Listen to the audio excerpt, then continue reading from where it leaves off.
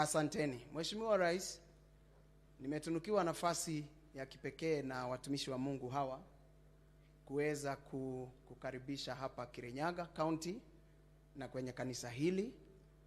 Majina yangu ni Pastor Josephat Washira. Mimi ndiye katibu wa muungano wa wachungaji hapa county unaoitwa Kirinyaga County Clergy Forum. Na wakati tunapokuona hapa Mheshimiwa Rais, tunasikia tumeheshimika sana. Jambo la kwanza ningependa ujue kwamba wachungaji na maaskofu kanisa la Kirinyaga tunakupenda sana.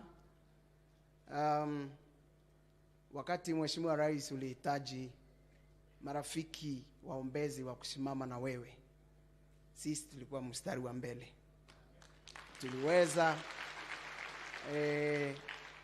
Tuliweza kuja mpaka pale ulikuwa unatuhitaji na tukaomba na wewe. Na hivi leo tuko na shukrani tena tele. Napenda kujulisha umati wote hapa tukiongozwa na Mheshimiwa Rais kwamba tukiwa Kirinyaga County ndio pahali bora zaidi kuweza kuombea nchi ya Kenya. Na nitaeleza kwa sababu Kirinyaga ndio Kenya.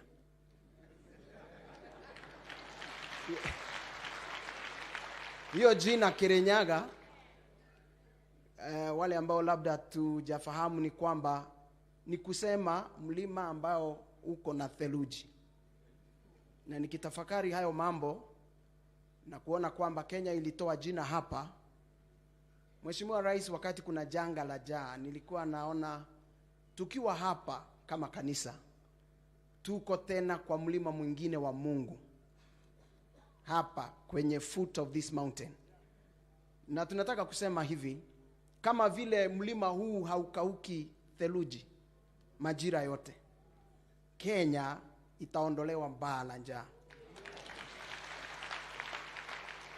Kenya uchumi utafufuka. Kenya itapona. Na Kenya itatangamana kila pembe. Haleluya. Jambo la pili, Mheshimiwa Rais, napenda pia kutambua moyo wako mbele za Mungu. Moyo wako tumeuona kupitia kwa runinga, tumeuona, tumekufuatiliza. Tuliweza kuona hata vile ulibehave wakati kulitangazwa wewe ndiye rais wa Kenya. Huo moyo na yamkini ndio unasambaza wakati unaendeleza hii mikutano ya maombi. Nataka kuuliza kanisa lote hapa tap huo moyo. Nakumbuka neno la Mungu ambalo linasema kwamba moyo wa mfalme uko mikononi mwa Mungu. Na kama mto, Mungu anauelekeza apendavyo. Na huu moyo wa rais wetu si ni kweli, si amejipeana kwa Mungu. Leo hii ni dhihirisho tosha kwamba hayuko hapa juu, ako pale chini. Na sisi tuko hapa kuwakilisha Mungu. Na hivyo basi nikimalizia, situkaribishe rais, tumwambie Kirinyaga tena ni nyumbani kwake. Na si hapa kuna ikulu ndogo. Kwa hivyo asiwe na haraka baada ya ibada. Welcome sir. Thank you very much.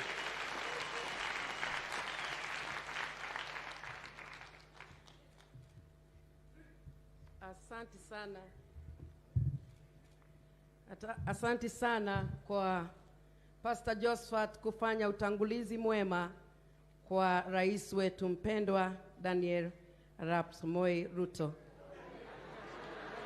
Sorry. Asante. Natoa msamaha. Tafadhali kongamano lote la kanisa ya Kirinyaga County, naomba msamaha. Je, nimesamehewa? Nimesamehewa tena? Asanteni. Labda nakumbuka. Kwa hivyo nimeshukuru kwa sababu ya wakati mwema. Ametoa utangulizi mwema, ametukaribisha. Pia nami Dr. Ann Kagunda, labda ninaona kama niko Eldoret, nafanya kazi Eldoret, nasomesha Moi University, mimi ni daktari.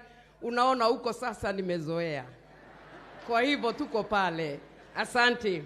Kwa wakati huu ningetaka kuita kwaya ambazo zitaweza kusimama watupatie nyimbo. Tutaanza na kwaya Kirinyaga East, wakifuatiwa na kwaya ya Sagana. Karibuni na tutabarikiwa.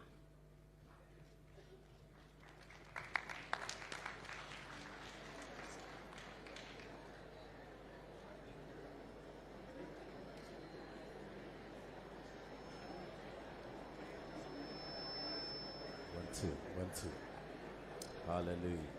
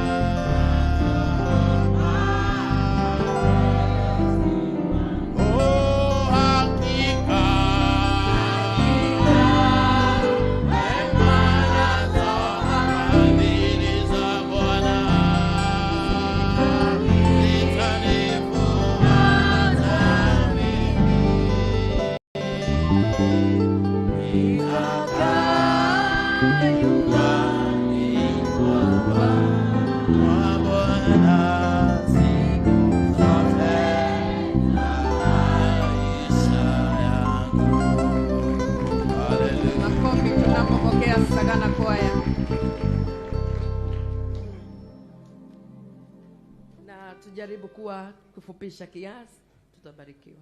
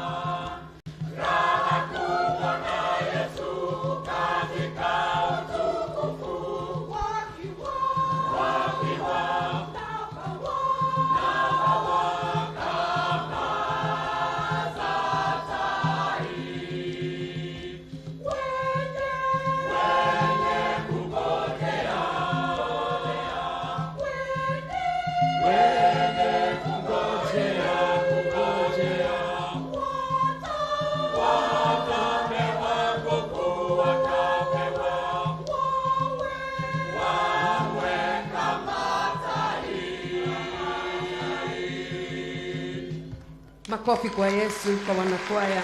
Asanteni. Naomba kuita wafuatao ili wakaweza kutuongoza katika maombi. Bishop Dickson Wamae, Reverend Dedan Gikuju, Reverend Evans Karaja, Reverend Father John Mashira, Reverend Nancy Mudhoni, Reverend Esther Kefas watatuongoza katika maombi accordingly. Thank you. Rais wa Jamhuri ya Kenya Dr. William, who is also a brother in the Lord. Hallelujah. together with his deputy and our governor, mine is to pray and to give thanks for what God has done. What our president has been telling us now and then is about this government ilipatikana kutoka kwa magoti. Kwa hivyo, we need to maintain our government, we need to rule Kenya on our knees. Nigeomba tafadhali zote tusimame tumwambie Bwana ni asante. Kupata serikali kama hii hakika ni mkono wa Jehova.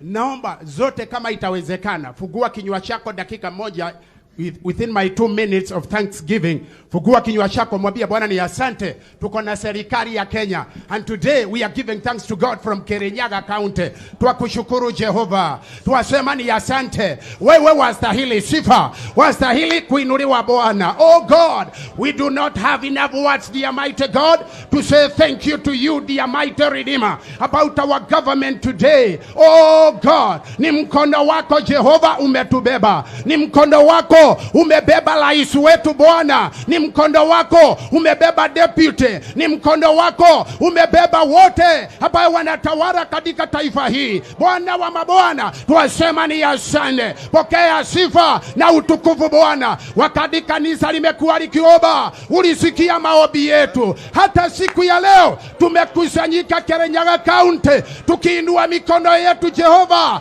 kusema ni wewe. Wale not for you Jehovah who was on our side. Oh God, it was not possible, oh Jehovah, to have that government, but we thank you, the mighty Redeemer. It has taken you hard. Receive all the glory, receive all the honor. We commit this government unto your hands, dear Father. We commit the president, we commit his deputy, we commit all the counties, the mighty God. We commit the judiciary, the mighty Father, the members of parliament, dear Lord, and the Senate, dear Lord.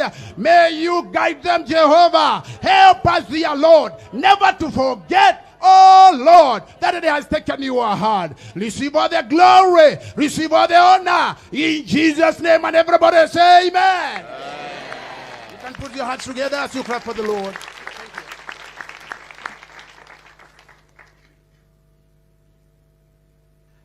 Bwana Yesu asifiwe. Your Excellency, my business is to pray for the economy, if we shall all pray together. Father, Lord, in Jesus' name, we are standing as a church and the government combined as we petition for interventions concerning the economy of this great nation. Honesty is that we may never be able to justify how we got where we are. But Lord, we repent on the mistakes of our past and call on your hand to help us out. Our per capita income as it stands now is unsustainable for normal livelihood. Our inflation level is not standing at a pleasing place. We are in debt as a nation. And scripture says that the borrower is always at the mercy of the lender, and that, Lord, is not a blessing. And by the covenant of Deuteronomy 28, we declare that Kenya shall not be classified amongst the borrowing nations. We trust you, O God, to bring us out of our debt level. It could be down, but your hand can lift us up. We pray, O Lord, that our GDP increases from the current growth rate of 6%. May there be a stirring and an acceleration driven by service and industry. May our terms of trade, O God, which are currently unfavorable, be boosted up by the reason of our national product. And may our currency compete favorably with the world currencies. We declare on this mountain, O God, that the Kenya shilling shall come down to a double-digit level against the dollar by the hand of the Lord. Just like you did in the days of famine of Samaria. Walk away for us, O God. Give our leader, our beloved president, Solomonic wisdom to navigate this hostile terrain. And give the citizens of this republic a sense of patriotism, that our tax regime may spiral to meet our current domestic consumption and spur savings as per the vision you have given our president. In all our international engagements, May the agreements, bilateral and otherwise, be in favor of the nation of Kenya. We are confident of a turnaround. For 2 Chronicles 7:14 is our anchor. Give our president clarity of mind, understanding and focus, and may the world through him see Kenya through a different eye. May all our leaders, O God, be yoked and bound by the chapter 6 of our constitution, from the accounting officers to the AIE holders to the lowest cadre of governance. May all be men of integrity, for the resources of God can only be entrusted to the faithful. We trust you, O God, for an economic turnaround. And Father, as per the words of our national anthem, may plenty be found within our borders. Lord, bless this nation of Kenya. Lord, bless our land, Kenya. God bless Kenya, in Jesus' name.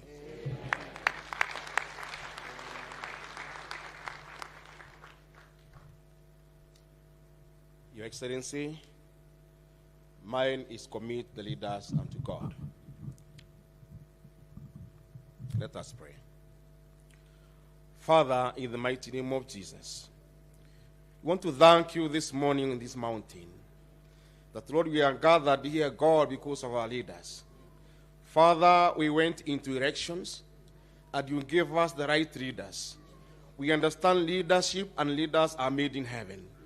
And these are the leaders, Lord, you gave to us to govern this country, Kenya. Father, how we commit them unto you, O Father, that, Lord, they shall rule this nation in wisdom. Father, grant them the power to overcome all the challenges in the mighty name of Jesus. We thank you, God, for the president that is with us today, O God, Dr. William Samoei Arap Ruto. I pray that, Lord, you instill wisdom in his mind, in his life, O God, the power to overcome the challenges of opposition, so that our country shall stand, and God, you shall rule this country through our brother William. We also commit his deputy into your hands, O God. As we know and we have seen, God, they are the people that you gave us, the people of your choice, the people that fear you, the leadership that is instilled in your mighty power, that, Lord, they shall govern this nation through the wisdom that we need to give them, and the ability, God, that is from you, O Lord, in the name of Jesus. Oh, how we commit other leaders unto your hands, O God. We have the ministers working under them, O God. We have the governors in this country, God, led by Her Excellency, the governor of Kirinyaga. We have other leaders, God. We have the MPs, the senators, God, even the MCAs. How we pray that, Lord, unity shall be the issue. When they sit together, Father, we come against the spirit of division, and I commit them unto your hands, that you shall make them one unit. Thou shalt govern our Kenya to the destination that we shall all be proud after the periods that are given, O God, in the mighty name of Jesus. Father, we pray for other administration sectors, that, Lord, they shall govern, they shall administrate this country with wisdom, O God, bringing people together to live as one. All the communities of Kenya to become one nation in the name of Jesus. Oh, how we pray for your grace, for your mercy, oh God. How we pray that, Lord, your guidance with the Holy Spirit, you shall make Kenya a living state for our people, God. You shall make the children of Kenya to be one unit, God. No segment, because all the reason we have given to us, oh Father, is a reason that comes from you. Oh, how you commit all the leaders unto your hands. I pray that, Lord, may peace, love, and unity be the issue in our country. And this we pray in the mighty name of the Father, Son, and the Holy Spirit. Amen.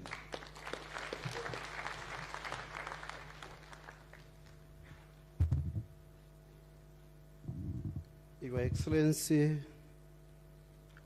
all people gathered in this meeting, I'm Reverend Father John Washira, representing the Catholic Church through my Bishop James Maria Wainaina. And I want to pray on social issues affecting our country.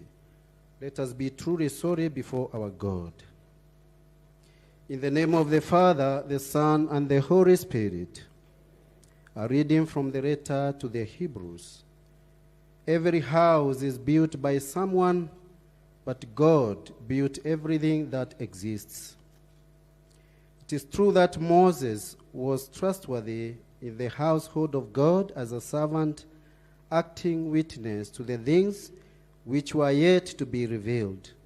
But Jesus Christ is trustworthy as a son and over his household. And we are his household as long as we are fearlessly maintaining the hope in which we glory. That is why the Holy Spirit says, if only you would listen to him today, do not harden your hearts as what at the rebellion, as at the time of testing in the desert, when you, ancestors, challenged me and put me to the test, and saw what I could do for 40 years. That was why that generation sickened me, and I said, always fickle hearts that cannot grasp my ways. And then in my anger I saw that they would not enter to my place of rest. O God, Almighty Father, Creator of heaven and earth, you have walked with your people since the creation of this world. You have guided your people through in history, through the prophets, kings, and priests. You have forgiven your people and made them strong nations of faith, love, and hope. Look upon our dear country, Kenya, and our President, Dr. William Samoei Ruto, present here today, his Deputy, Rigathi Gachagua, our Governor, Anne Waiguru, and all other governors present, senators, women reps, members of national and county assembly, and all leaders you have entrusted to your people and gathered here in Kirinyaga today. Look in favor every family in Kenya, for every family rightly calls you Father. Bring unity in our country, love and prosperity, trust, fidelity, sense of responsibility, parental guidance, cohesion in our families. Take away discords, hatred, malice, and all sibling rivalry away from Kenya. Let's all strive to shun away from property cases, taking others' people's properties, killings, theft, lack of respect of children and elderly. Take away moral decadence in our society and any other form of lawlessness, perversiveness, infidelity, abuses of children and women. Imbue in our Kenyan people the benefits of rule of law, corruption-free country, prosperity, peace, love, and unity. To the individual persons in the whole of this country, rid us all from sinful tendencies, drug abuses, cheatings, misuse of God's given power for you and God to bless everybody in Kenya.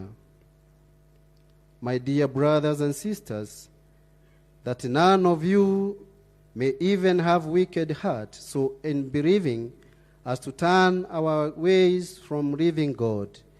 Every day, as long as this day lasts, keep encouraging one another so that none of you is hardened by the lure of sin and this world, because we have been granted a share with Christ only if we keep the grasp of our faith fast in confidence and firm to the end. We ask all this through Christ our Lord. A better amen.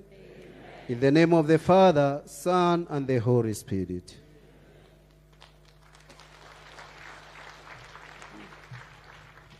Your Excellency, I'm here to pray for the church.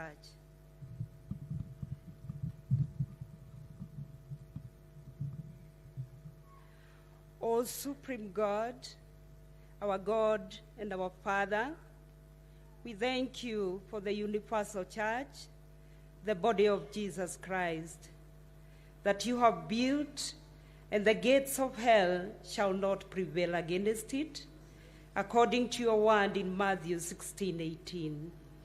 We specifically thank you, God, for the church in Kenya and all local churches in the land. You have united us, the Kirinyaga County, and the country to establish our leadership for the common good of all Kenyans. Unite the church and give her wisdom so that she'll be a voice that has direction and goals. Strategize your church, O God, in these end times to spread the gospel for all mankind in fulfillment of the Great Commission. In doing all this, Lord, the church will be able to manifest your manifold wisdom to the powers and to the principalities, according to Ephesians 3:10. All this we pray in the name of the Father, the Son, and the Holy Spirit. Amen.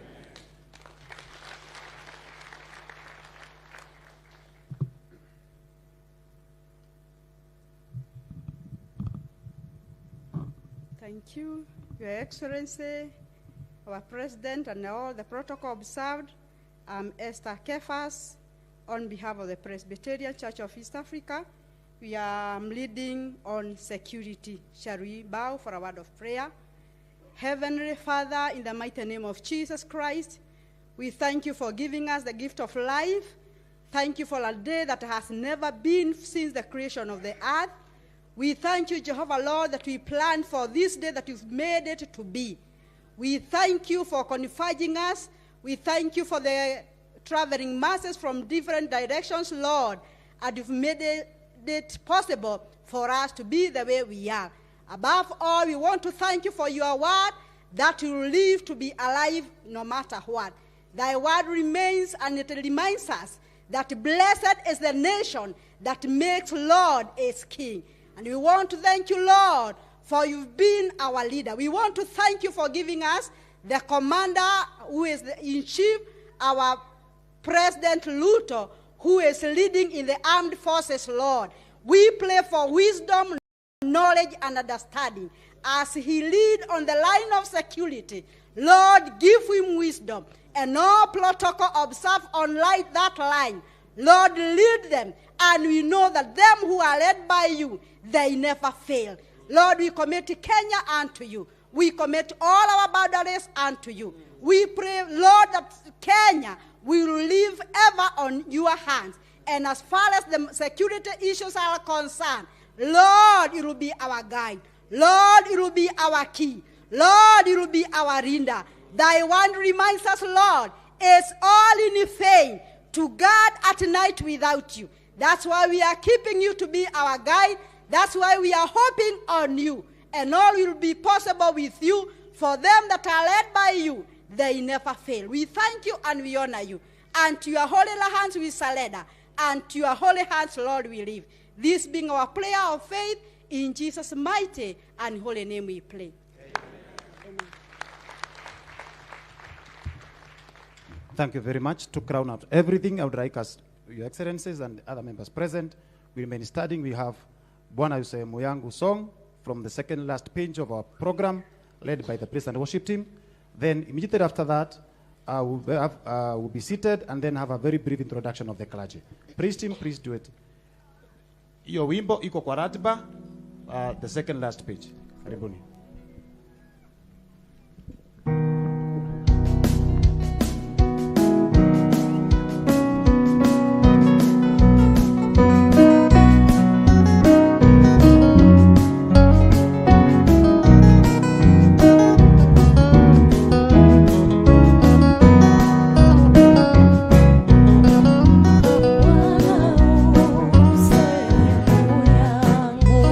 Rafiki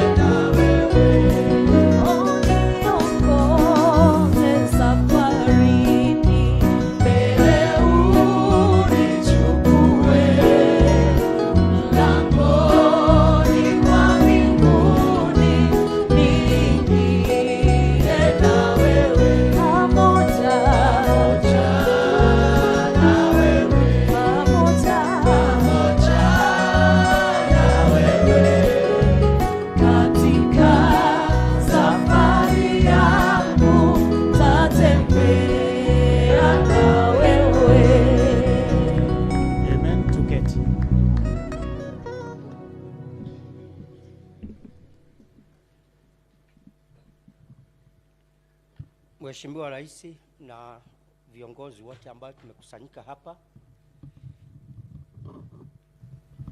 Kazi yangu ni rahisi sana ambayo nimepewa na wachungaji, na leo tumebarikiwa sana kwamba mfalme na kuhani wamekuja pamoja. Wakati mfalme na kuhani wanapokuwa pamoja, kuna uhakika wa baraka.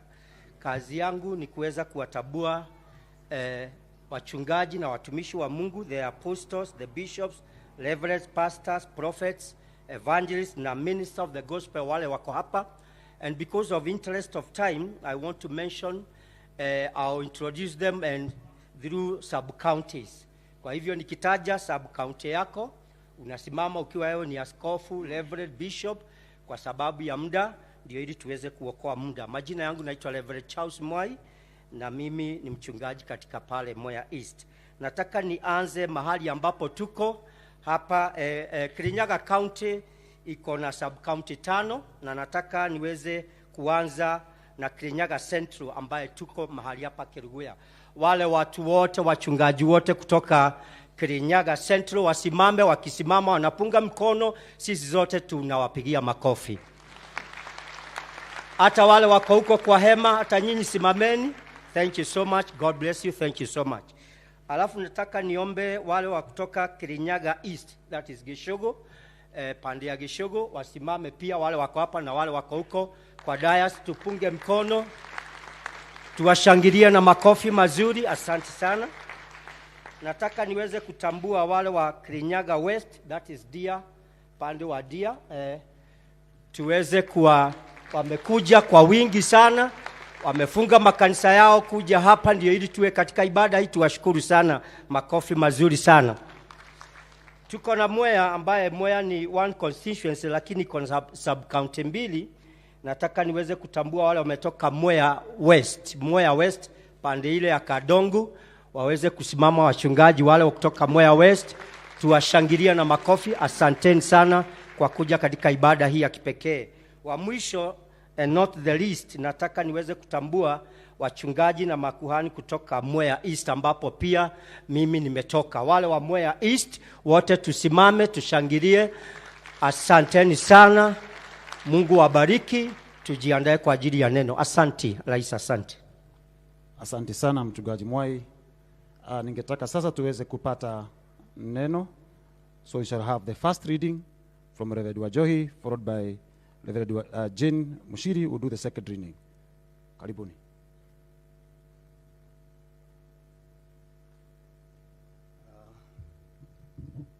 Thanks a lot.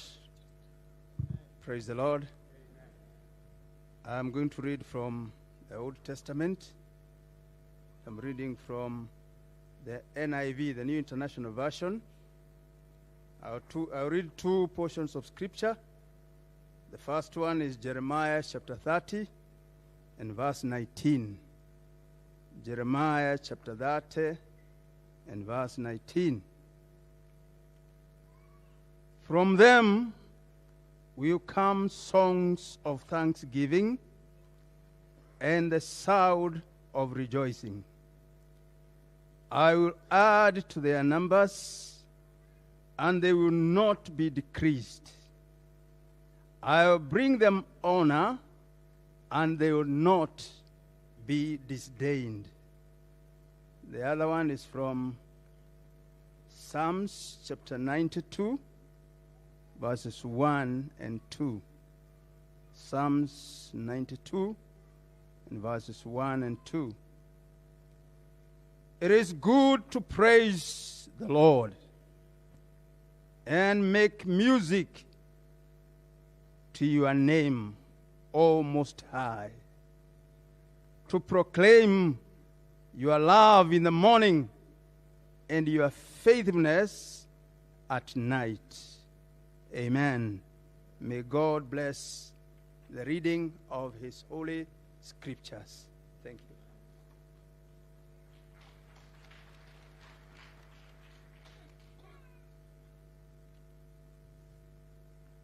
Praise the Lord.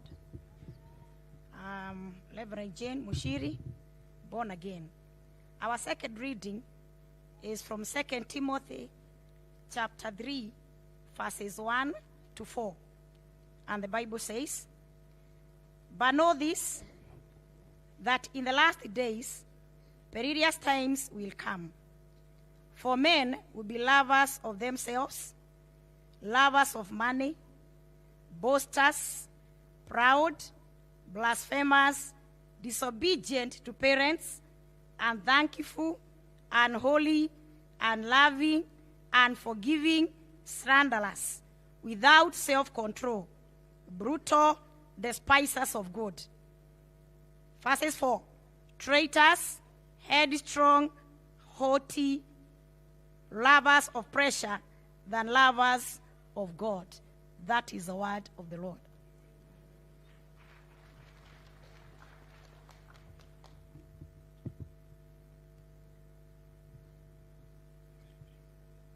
Amen. Praise God. I'm Bishop Gladys. I'm saved. I would like we stand up, each one of us, that we may pray for the word of God, because each one of us, we need the word of God. Amen. Let's stand in the places of God in Jesus' name.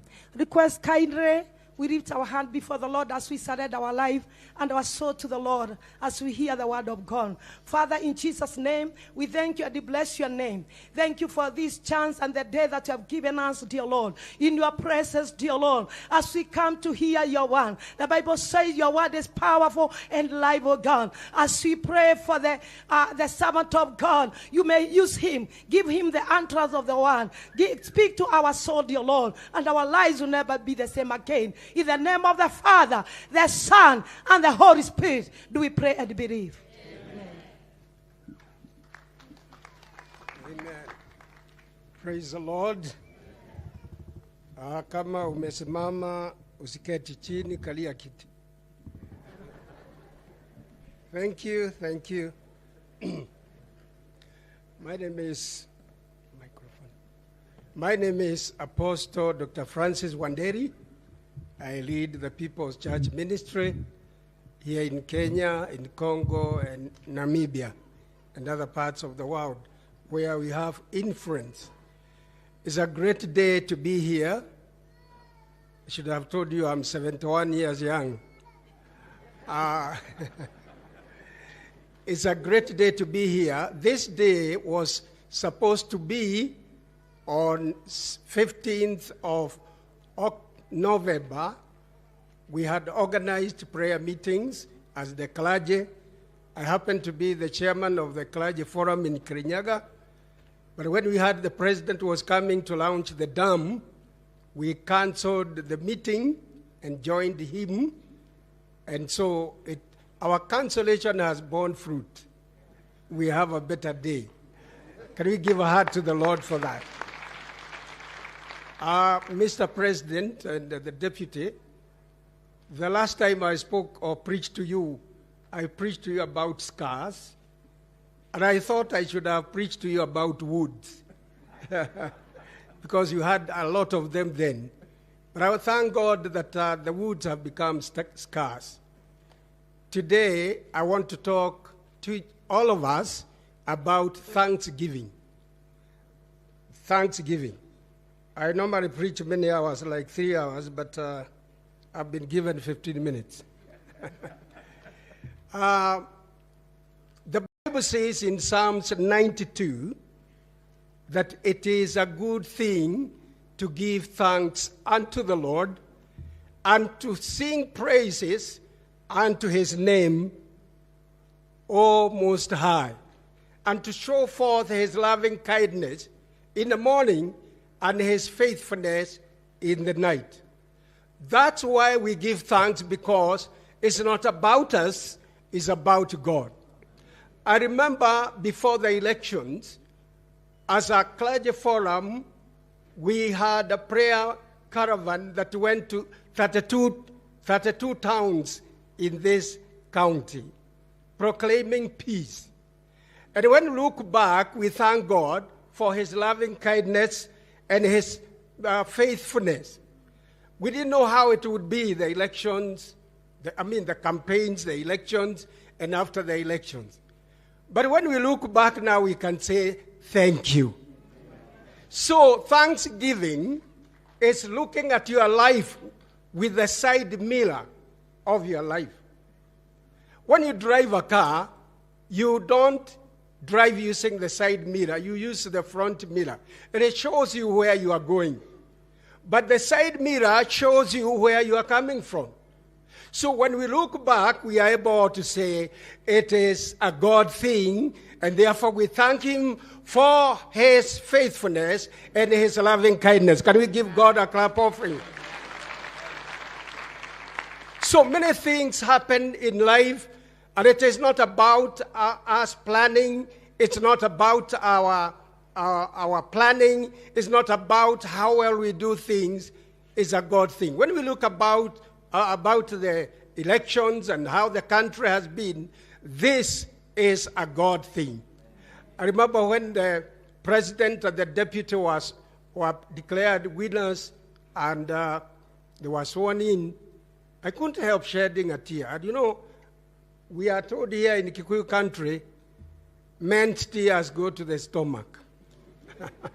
But mine came out because I saw this was nothing other than the hand of God. Now, why do we thank God? Thanksgiving should not be an event. It should be a lifestyle. As we grow, thanksgiving should be an attitude. And that's why the Bible is saying that in the last days, people will be very unthankful. And the word that follows after being unthankful is unholy.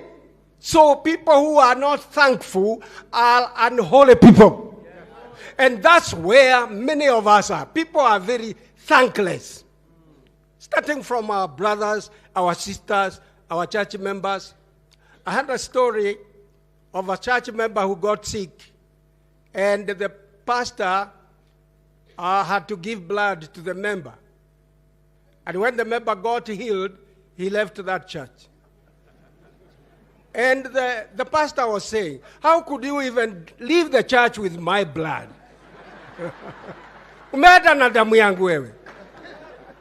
That's where we are. People are very unthankful. So Thanksgiving is like making a dress like the one I am in, and then hemming it. Thanksgiving is hemming the blessings. Because if you don't hem the blessings, they will unravel. They will unravel. Kunoka. So thanksgiving is a way of telling God, so far, so good. And God makes sure that your blessings don't unravel. So people who thank God receive their blessings twice. One, when they receive them. Second, when they give thanks to them or for them. Yeah, if you are clapping, clap. All right. That's a way of also appreciating that I'm preaching good. All right. Now, thanksgiving is a way to provoke God to do more so that you thank him more. You get more, you thank more, you get more, and it becomes a chain reaction. And therefore, we need to learn to be a nation that gives thanks. I was even thinking, I was seated here. I think it would be wise for the president to declare one day as a national Thanksgiving Day in this country. If you go to America, every end of October 31st, is a Thanksgiving Day. They meet, they eat turkey and whatever. We can choose whether we shall be eating pig or whatever we shall be eating. But it's a day set aside to thank God. Let me say this. People who thank are people who think. If you think, you thank. How do you think? Who was I? What did I have? What did I know? Who knew me? Where was I? When you look at that with a side mirror, then you say, thank you, God, that I am what I am. I have what I have. I know what I know. And there are people who know me. And you know what? In Thanksgiving, you thank God even for your problems. The Bible says in Job 14 verse 1, a man born of woman is of a few days and full of troubles. So even you should thank God for your troubles. Why? Troubles make you realize you are alive. Dead people have no troubles. Even children have troubles. Last night I was saying, a child can complain that the mother is forcing me to finish a glass of milk. That's a problem. So as long as you are alive, you have problems. But you need to thank God for your problems. They remind you that you are alive. Problems are like fleas on a dog. Fleas remind the dog that it is a dog and it is alive. So we need to thank God even for our problems, because problems come in a season and seasons are not permanent. So this season you are in a problem. But the good thing is you are coming out of it, because the order of life is you are either in a problem, getting into a problem, or coming out of a problem. That's the order of life. And so when you are in a problem, you should thank God, because you are not, one day it will come to pass. And the problem you are seeing will become history. Allow me to refer to you, Mr. President. I don't know what was said about you, what was done to you, and you know it as much as I know. But today that is history. And that's where we are thanking God. So the problem you have today will be history tomorrow, and it will be a chance to thank God for that. Amen.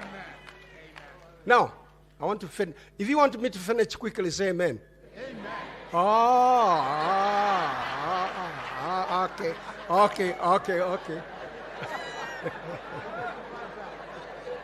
Okay, I'll do exactly that.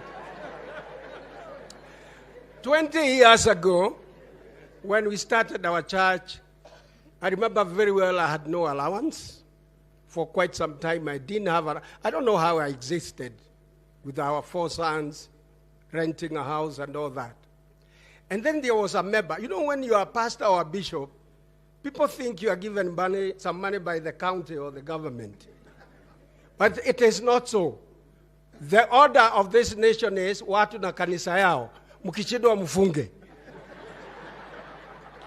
So there was this one member who had a fat drive for school fees for her children, her son. And I don't know where I got 2,000 shillings from. And I gave 2,000 shillings to her. You know what she told me? She received the money and said, you could have given me 5. Where were ungenipatia 5? I felt it because I had struggled to get 2,000. But to her, it's like I never gave her anything and I owed her 3,000 more. That is an act of thanklessness. And I've never forgotten. I still see her. She's not a member of a church any longer, but I still remember her. I know her name. We should be thankful. Do you know, you can order your blessings through thanksgiving. Because we thank God for things done, things that are being done, and the things that will be done. And you can book your blessing through thanksgiving. For example, I can thank the president that one of these days he is going to invite us to the State House as Kirinyaga, clergy. Yeah, I know it will happen. I know. And I am thanking him in advance. Hey!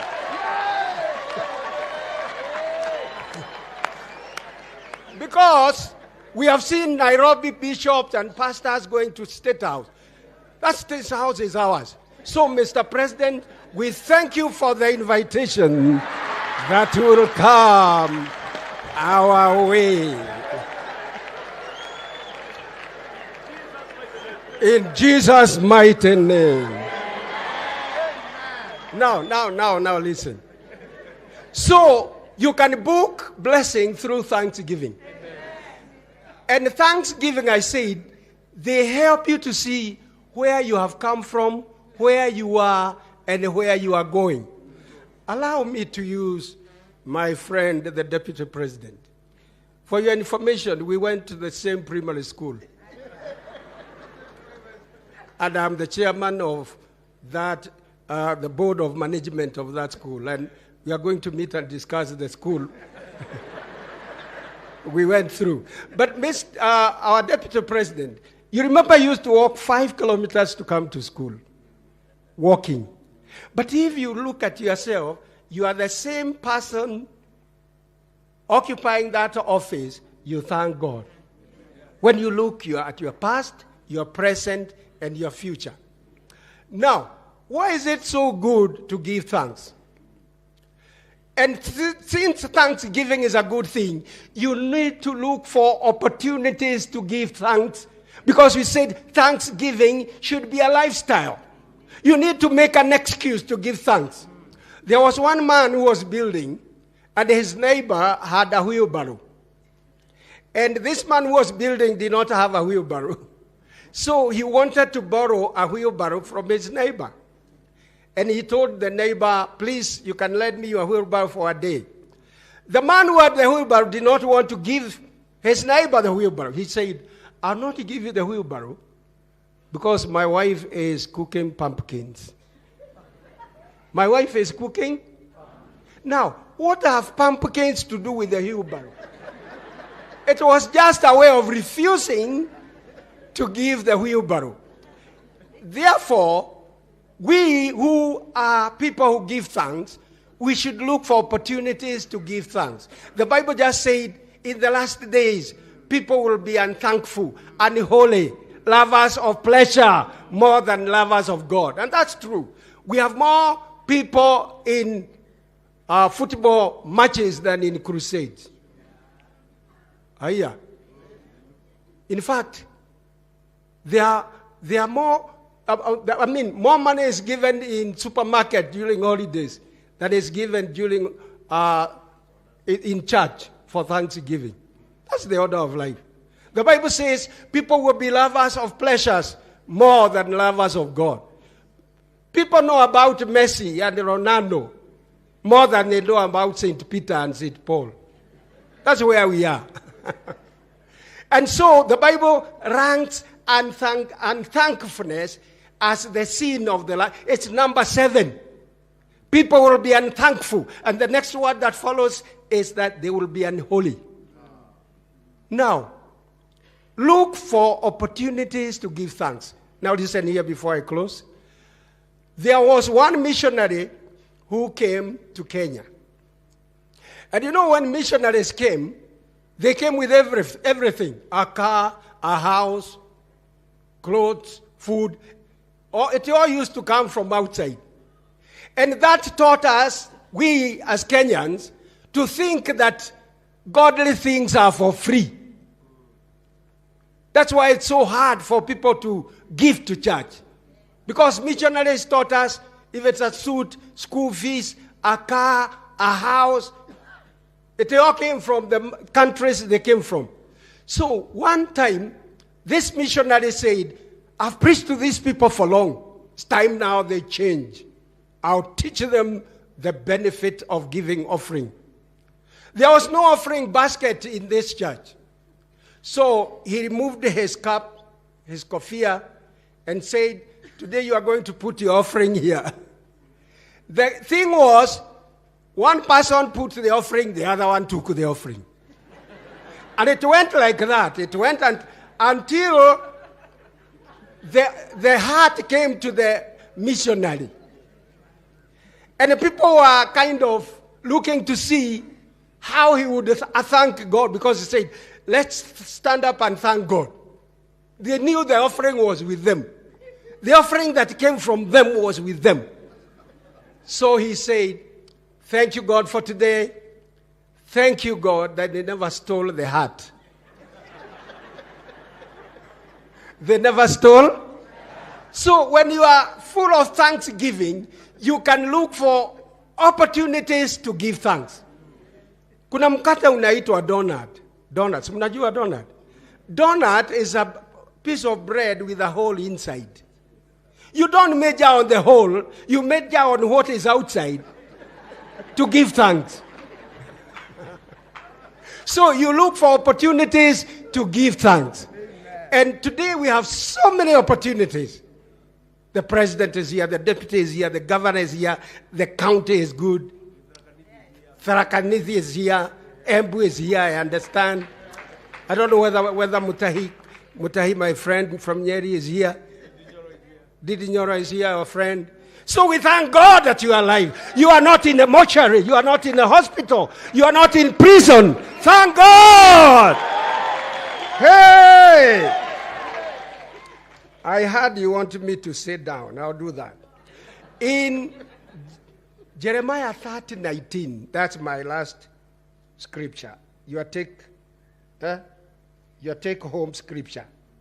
The Bible says, out of them shall proceed thanksgiving. Out of those survivors, out of those wala wametendewa, they will come with thanksgiving and songs of rejoicing. We thank God that this government is not the other government and the other government. We thank God for Kenya. We thank God for Kirinyaga. The rice, the teas, the coffee, the what. We thank God.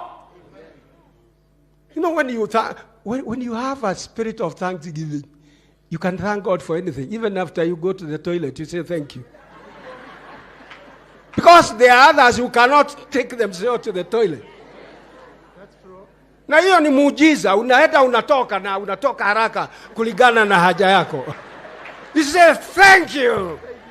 Hallelujah. So the Bible says, listen, this is the final thing. Out of them shall proceed thanksgiving, and they will come with songs of rejoicing because of what God has done. Now, this is the message. Because of their thanksgiving, God says, after their thanksgiving, I will multiply them.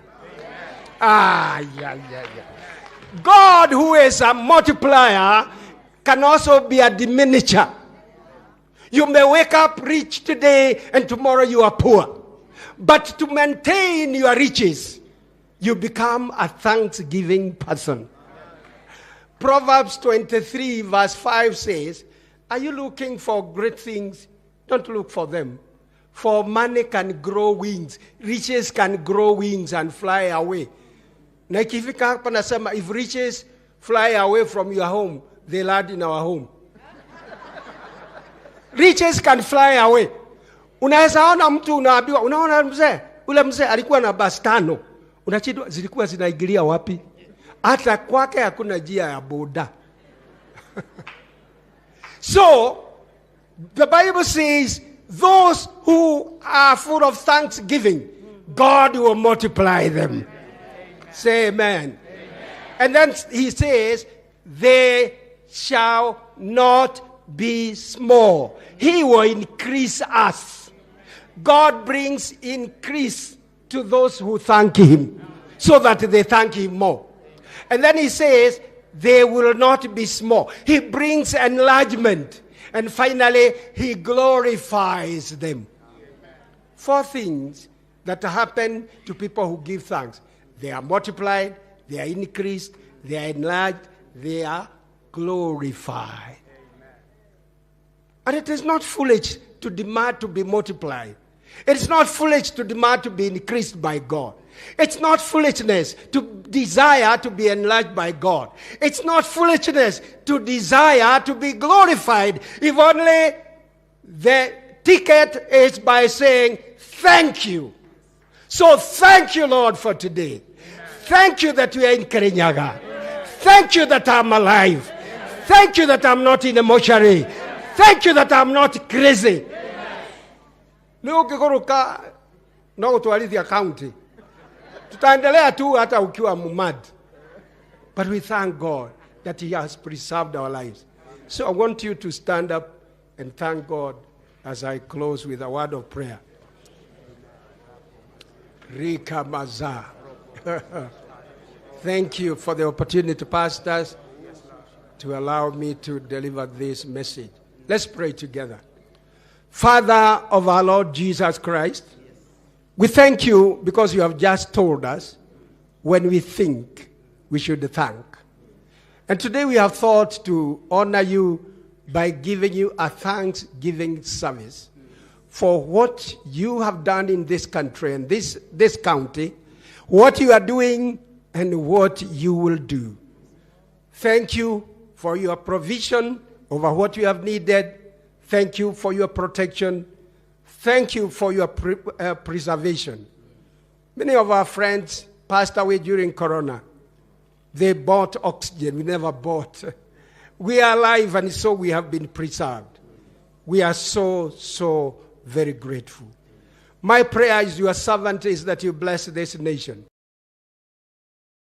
And as we prayed, may plenty be found within our borders. May peace and unity and goodness follow us all the days of our life. And this is my prayer, that this prayer will have results from this county, that as a nation and as a society and as a county, we shall be a money-making county, a money-making country. We shall be good managers of the money you give us, and we shall be good money multipliers. This is our prayer, and this is our expectation. We pray for wisdom, for knowledge, for perception, for understanding, for the spirit of revelation of our leaders, that God, you protect them as they lead us. Give our governor, our deputy president, our president, and all leaders in this country comprehensive insurance that whoever touches them will be dealt with by you in the name of Jesus. And so we dedicate them and release them to you in the name of God the Father, the Son, and the Holy Spirit. Amen. The Lord bless you, and the Lord bless me. Amen. Thank you very much. May we all be seated, even now as we prepare to give thanks with our offerings. So at this point, I wish to invite Moya Choir to do a presentation. So kindly ushers, let's take our positions right so that we are able to receive our offerings. Wale ambao tumeketi kule hatutakuja hapa mbele. Ushers tunao wa kutosha ambao watapata nafasi ya kutoa matoleo yako ya siku ya leo. Hapa mbele tunao ushers wawili. We have one of our sisters who stand this end, and also the other sister. Yes. So kindly wale ambao tuko hapa, feel free to walk in here and bring your offerings. The rest of us will be guided behind there. So Moya, give us a song even as we offer. Karibuni.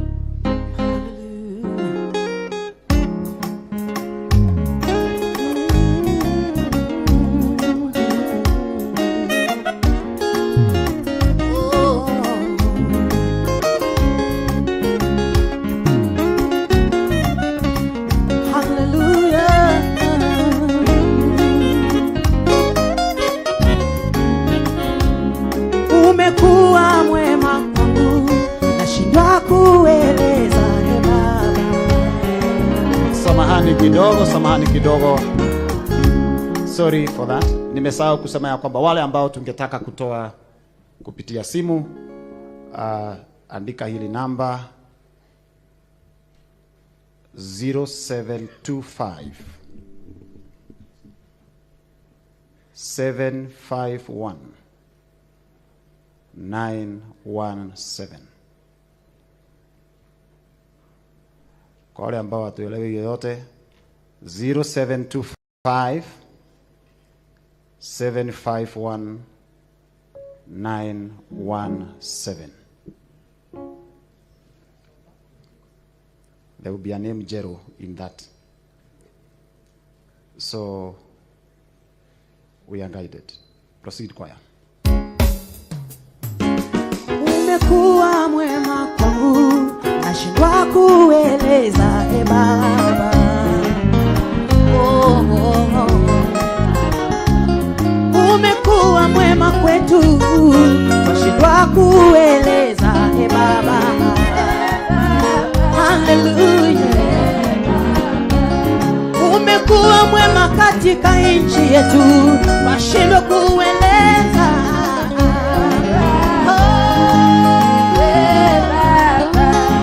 Umekuwa mwema kwetu, nashindwa kueleza Baba.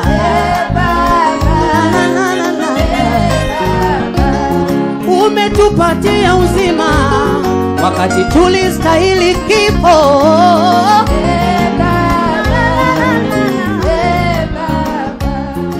Umekuwa mwema kwetu kwa familia na jamii zetu Baba. Hallelujah. Umekuwa mwema kwa viongozi wa taifa letu Baba. Kwa hivyo utukufu wote Baba.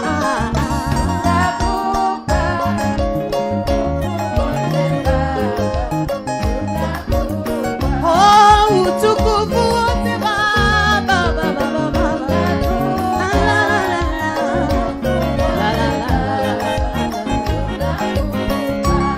Pokea utukufu asubuhi, mchana, jioni.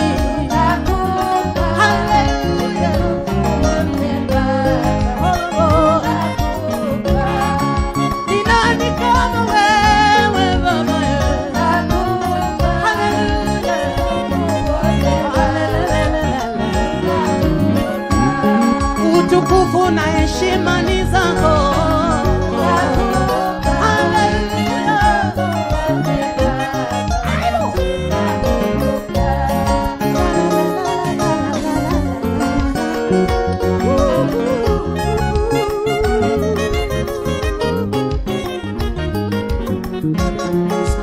Yesu ni muweza, Yesu ni muweza.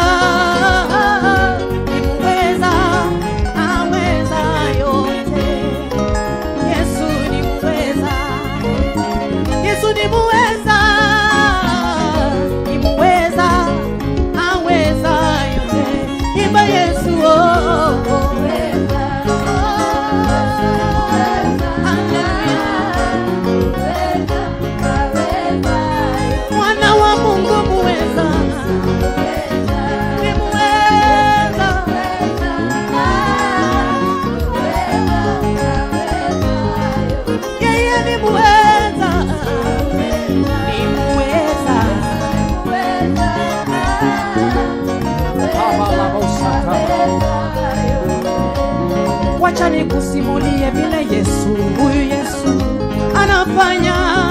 Ukimpokea katika maisha yako, anakuchukua hivyo ulivyo, anakufanya kiumbe kipya, ya kale yanapita, mapya yanakuja. Ndiyo maana ninakwambia huyu Yesu wa ajabu, ni wa ajabu.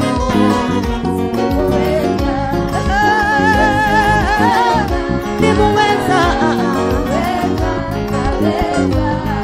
hana mpinzani Yesu, ni wa kipekee. La la la la, shujaa wa msalaba Yesu.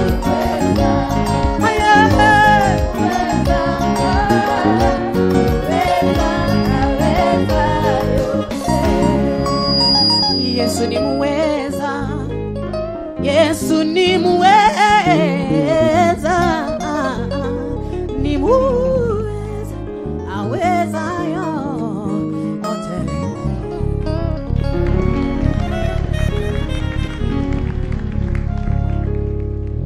Tafadhali tusimame kwa kuombea sadaka. Your Excellency William Ruto, Deputy President, governors wote, protocol observed, ni wakati wa kuombea sadaka, na tumeambiwa tuwe tukishukuru. kabla sijaomba neno moja tu. In Deuteronomy 31:3, taona Moses when he was very old, alifika kwenye mto Jordan when they were going to Canaan. Aliwaambia Waisraeli yeye hawezi kuvuka hiyo mto because he was 120 years. He was very old. Akawaambia nyinyi mtavuka. Na mkienda ngambo ile Mungu atakuwa nanyi. Bwana asifiwe. Nasi Mungu ako nasi kupitia kwa president wetu, deputy wetu, wale wote gavana wetu. Tumevuka mto. Tuko ngambo ile nyingine. Tuna budi ya kushukuru Mungu. Bwana asifiwe. Tuombe. Tumesikia neno lako Baba wetu wa mbinguni ambapo ni la kushukuru na kutoa thanksgiving. Tumekwambia ni asanti umetufikisha sehemu hii. Ni wakati mwingine tumeinamisha vitu yetu tukwambie ni wewe. Sababu umetutendea wema.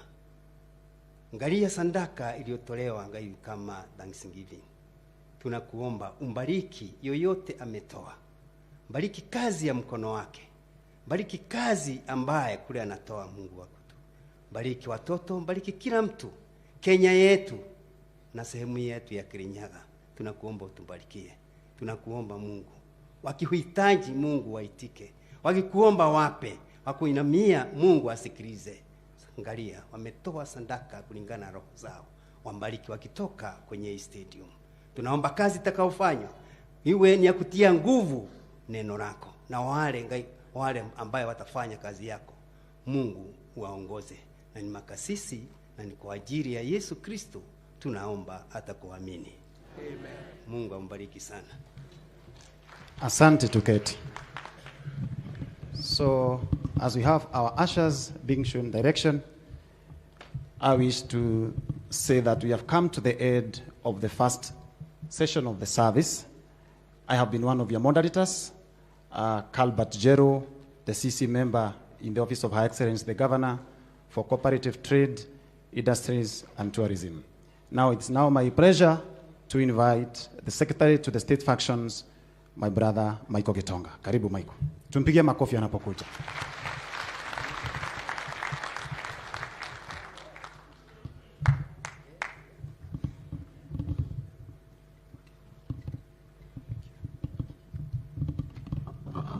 And in the spirit of the sermon, I am very grateful and thankful to be here. Thank you very much, Apostle Dr. Wanderi, for that sermon. Your Excellency, the President, Dr. William Samoei Ruto, our Deputy President, Rigathi Gachagua, our host Governor, Anne Waiguru, all governors present, all local and national members of Parliament, Cabinet Secretaries, Principal Secretaries, distinguished guests, ladies and gentlemen. It gives me great pleasure at this point, Your Excellency, with your permission, to invite the Speaker of the County Assembly, Honorable Muteti Murimi, to just come and recognize some of the members present. Then after that, invite the local Member of Parliament, Honorable Gashoki Gitare. Tumpigie makofi tafadhali akija. Welcome, sir.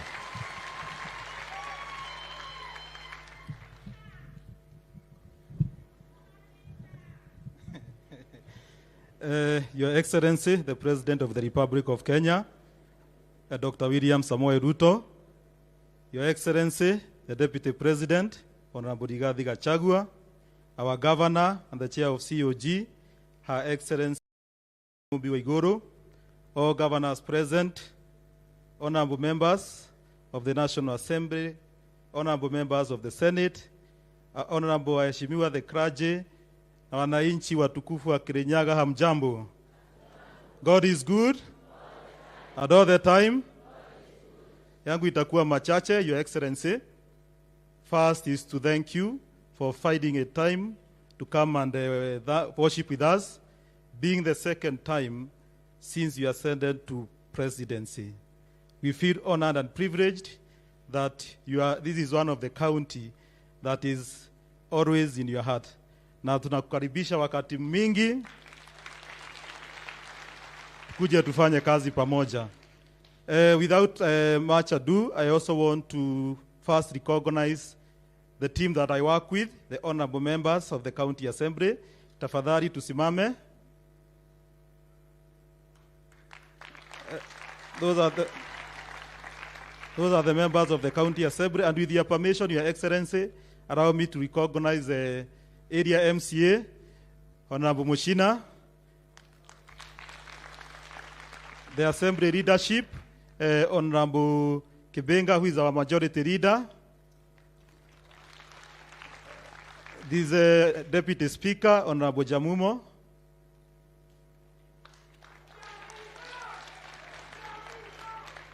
the Chief Whip, Honorable Gaho Benson.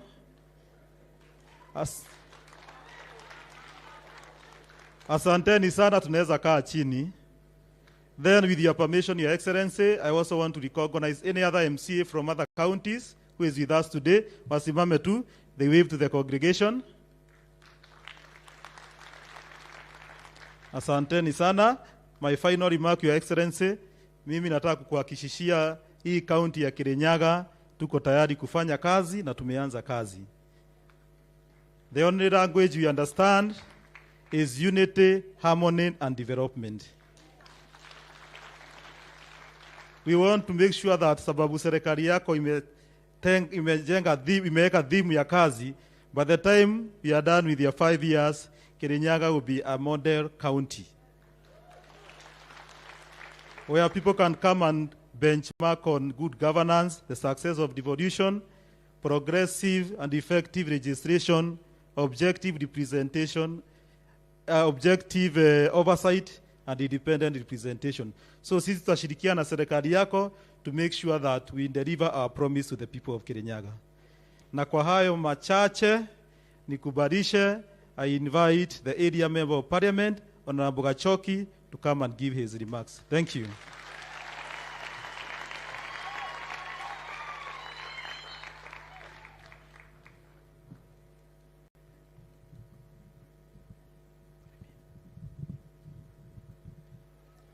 Your Excellency, the President of Kenya, Your Excellency, the Deputy President, I can see my seniors here.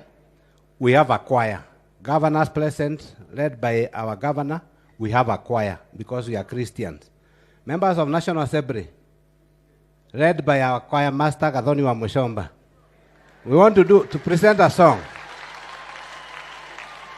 Members of National Assembly present. Paterida, MDG, come.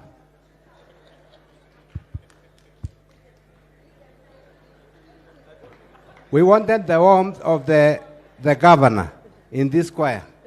We wanted the warmth of the governor in this choir. Gadoni? Asante. Your Excellency, allow us to sing the song of the majority of the population here. Toko inaro iboro wa Gikuyu. Wale ambao si wa Kikuyu hawatapata hiyo, utafanya mkono tu hivi. Hivyo tu. Niye negweda gayo menyage negenaga muno niwe todo neoje kawega na ukanyeda igoshi irio ciakwa iria ndĩaga marĩa nyuaga ĩniĩ ona nguo umba ciothe nowe ũhe muoyo naguo nĩwe waheire we ũgiragia ngwe atĩ ũngĩthengia waku ndingĩtindaga we mũthenya ona ũtukũ nĩ ũmenyagĩrĩra wega nĩ mambaraga kũrĩ ũtheri na kũrĩ nduma.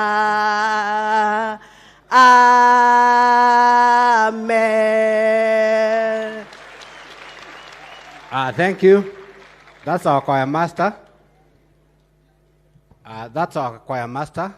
We are running the groups. The president. President, I want to thank the clergy Because when we got the call from the deputy president, tulisema kimeumana. Lakini when we sat down with them, with the governor and the leadership, wakatuambia, we'll fix this. And they are fixed. Thank you very much. Ningetaka kuita wajumbe wa hapa, nianzie na mjumbe wa Mwea, Mary Mainge. Salimia watu.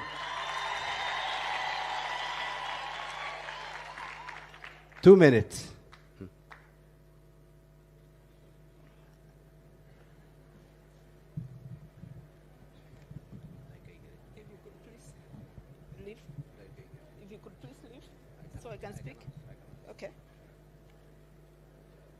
Your Excellency, Dr. William Samoei Ruto, Deputy President, Rigiji, Honorable Rigathi Gachagua, our Governor, my sister, Anne Waiguru, our clergy, all elected members, my colleagues, our Honorable Senator Kamau Murango, Honorable, our women rep, Jane Jerry Maina, Honorable Gitare Gashoki for Kirinyaga Central, GK Karaoke for Dia, Geshimo Gedenji for Geshogo, current and past elected members of Parliament for Kirinyaga and the Kirinyaga family kwa jumla. God is good, and all the time. I want to start by thanking God. And I am thanking God today for giving us peace and maintaining peace in this country amidst a very, very aggressive campaign period. I am thanking God for that. I would also want to thank the President, Dr. William Samoei Ruto, and I know, and I speak for Mwea constituency, we have a lot to be thankful about, Mr. President. I want to start thanking you for your subsidized fertilizer. Tumepokea subsidized fertilizer. Kila mkulima akona fertilizer sahi. I want to thank you again for the Dam. Wakati huu tuko na maji ya kutosha. I also want to thank you for a ready market for our produce. Your government is buying our rice, and it has been buying our rice through National Cereals and Produce Board and Mwea Rice Growers Cooperative SACCO. We are buying rice, you are buying rice, and we have a ready market for that. I also want to thank you for your, on the side of sports, I would like to thank you for your grassroots program on sports development. Hapa Kirinyaga tumejipanga. Tuko na 2 teams. We have Fortune Sacco, na hivi juzi tumetengeneza team ingine inaitwa Mwea All Stars. Tunakualika Wanguru Sports Stadium. Ukuje ufungue, ndio hizi timu mbili sione mahali ya kuchezea kadada. Watu wa Mwea wameniambia nikuje nikuambie, nikuombe ukipata nafasi kuja fungua hiyo uwanja, na tunakupenda sana, tumekualika ndio tukuje tuchezee huko. I also would like to thank you. I saw in yesterday's, please relax. Honorable Gitare Gashoki, I have another 5 minutes. I want to thank you, Your Excellency, for your recent appointment. Niliona kwa gazeti ya juzi, ni juzi ama ni jana. Tuko na kijana wetu wa Mwea, anaitwa Dr. Jeremiah Kamau, na amesimama tayari na muona hapa. Umempatia kazi akuwe chairman wa National Standards Council. We thank you for that. We know it is a start. We know you are looking into giving us more appointments. We thank you in advance. Mr. President, I also want to thank you for the water that is coming from River Dam. But I would also want you to note that it's only 23% of Mwea irrigation scheme, of Mwea, which is under irrigation scheme. We have 76%, 76 point something percent, which is not accessing any irrigation water. And that is the semi-arid part. Revival of the Mwea cotton ginnery will go a long way. It will come in handy for the people of Mwea. On that token, Mr. President, I want to thank you most sincerely for the leaflet. Na watu wa Mwea wamenituma. Haijatosha. We are grateful, lakini haijatosha. We are 76% without food. We've had a crop failure for the last 5 years. So the revival of the general will come in handy and some more food will come in handy. I want to give you this promise. I can see Honorable Gitaro is really getting agitated with me, but it's okay. I want to give you a promise. As the leaders of Kirinyaga, we are going to widen, we are going to tighten, and we are going to deepen our relationship for the sake of this county. I also want to promise you that we like you and we love you so much in Kirinyaga. Tutatembea na wewe hii kwa hii safari mpaka 2032.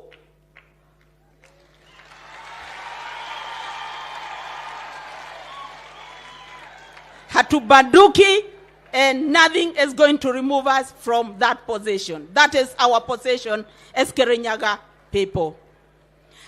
Aduma Kirinyaga, nĩndĩrenda kũmũcokeria ngatho nĩ ũndũ wa kũnyitĩrĩra thirikari ya Kenya Kwanza, nĩ ũndũ wa mavoya manyu mwatũvoere, na andũ ma Mwea nĩndamũcokeria ngatho nĩ ũndũ wa kũmbe kura ũrĩa mwambere kura na mũkĩndwara parliament.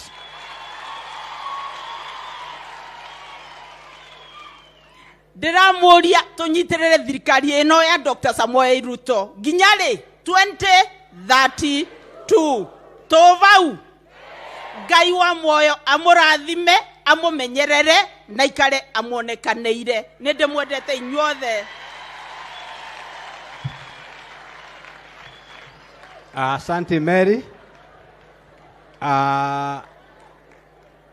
This chance, I want to call Mheshimiwa Geshimo, Gigi. Appreciate Mheshimiwa Geshimo.